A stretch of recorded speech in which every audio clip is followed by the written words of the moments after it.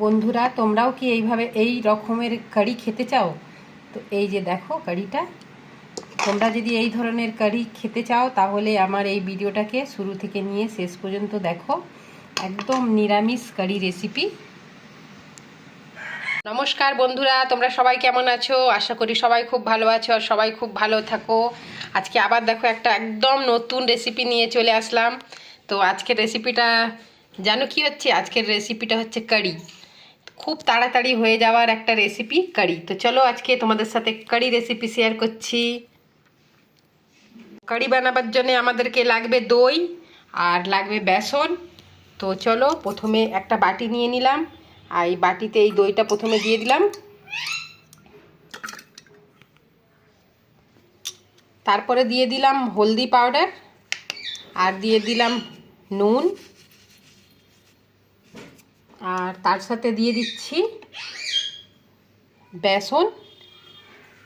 বড় চামচের 1.5 চামচ বেসন দিয়ে দিচ্ছি। এবার এটাকে আমরা খুব ভালোভাবে মিক্স করে নেব। যেহেতু এই খাবারটা অ্যাকচুয়ালি রাজস্থানের হচ্ছে, কিন্তু এখানে ঝাড়খণ্ডে খুব চলে। এই কারি চাওয়ালটা খুবই হয়, আর খেতেও কিন্তু খুব ভালো লাগে, আর খুব তাড়াতাড়ি হয়েও যায়। তো চলো এটাকে মাখিয়ে নিচ্ছি, তারপরে তোমাদের সাথে দেখা করছি। তো এই বেসনটা আর দইটাকে আমরা এইভাবে ঘুরিয়ে ঘুরিয়ে খুব ভালোভাবে মিলিয়ে নেব, যাতে একদম পুরো মিহিভাবে মিলে যায়।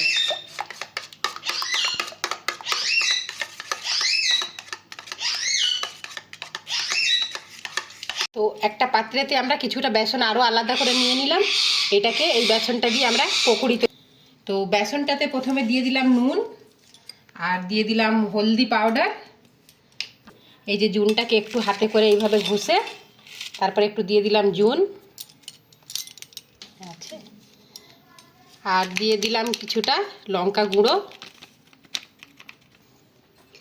আর জল দিয়ে এটাকে ভালো করে মাখিয়ে নিচ্ছি। তারপরে এটাকে এইভাবে খুব ভালোভাবে মিক্স করে নেব আমরা। যত বেশি মিক্স করবে তত ভালো কিন্তু ফুলবে। আমরা একটা কড়া বসিয়ে দিয়েছি, কড়াতে তেল গরম হয়ে গেছে। এবার এতে আমরা ছোট ছোট করে পকোড়ার মতন বানিয়ে নিচ্ছি। পকোড়াটাতে পেঁয়াজ থাকে, এতে আমরা পেঁয়াজ দিচ্ছি না, পেঁয়াজ ছাড়াই আমরা বানাচ্ছি। এইভাবেই আমরা পকোড়াগুলোকে বানিয়ে নেবো। দেখতে পাচ্ছ কত সুন্দর সুন্দর ফুলছে। এই যে একদম এইভাবেই ফুলে যাবে। তো যতগুলো আছে সবগুলোকেই আমরা এইভাবে ভাজা করে নিচ্ছি। এখানে আমরা বাকি পকোড়াগুলো ছেঁকে নিচ্ছি। তো এই যে দেখতে পাচ্ছ পকোড়াগুলো আমরা একটু লাল লাল করে ভাজা করে নিয়েছি। এই যে লাল লাল করে আমাদের পকোড়া ভাজা হয়ে গেছে। এইগুলোকেও আমরা একটু লাল করে ভেজে নেব। এখানে আমরা একটা কড়া বসিয়ে দিলাম। প্রথমে এতে দেবো আমরা সরষের তেল। এইটা যখন দিবে খালি, তো তেলটা আমাদের গরম হয়ে গেছে। এতে এবার আমরা ফোড়নে দেবো জিরে, আর তার সাথে দিচ্ছি কটা লাল লঙ্কা। আর লাল লঙ্কাটা একটু ভাজা হয়ে গেলে, এই যে লাল লঙ্কাটা হালকা ভাজা হয়ে গেছে, লঙ্কাটা আমাদের ভাজা হয়ে গেছে। এতে এবার আমরা দিচ্ছি কারি পাতা। তো কারি পাতাটা দেখো হয়ে গেছে খুব ভালোভাবে ফোড়নটা। আর এতে সেই যে গুলে রাখা বেসনটা ছিল, ওই বেসনটা আমরা দিয়ে দিচ্ছি। এই যে বেসনটা আর দইটা যে গুলেছিলাম এটা এর মধ্যে দিয়ে দিলাম। দিয়ে এবার এটাকে খুব ভালোভাবে আমরা ফুটিয়ে নেব।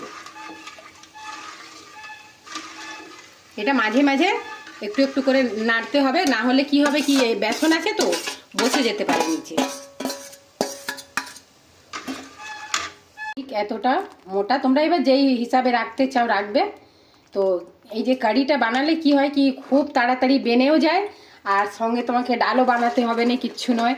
এই যে কারি, এটা নিরামিষ দিনের জন্য খুবই ভালো। নিরামিষকে নিরামিষ হয়ে গেল, ডালও বানাতে হলো না, খুব তাড়াতাড়ির মধ্যে কাজ শেষ।